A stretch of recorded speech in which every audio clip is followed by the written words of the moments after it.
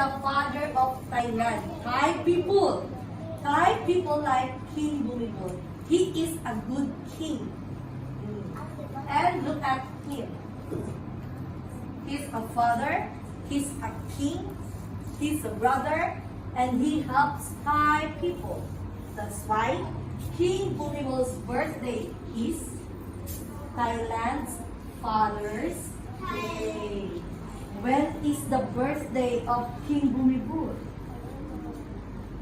Happy birthday! When is the birthday? When? Do you know when is the birthday? What 5? December 5. December 5. Oh, when is the birthday? December 5. You see who is very good. Okay. Group 1 and group 2. We will see. Okay.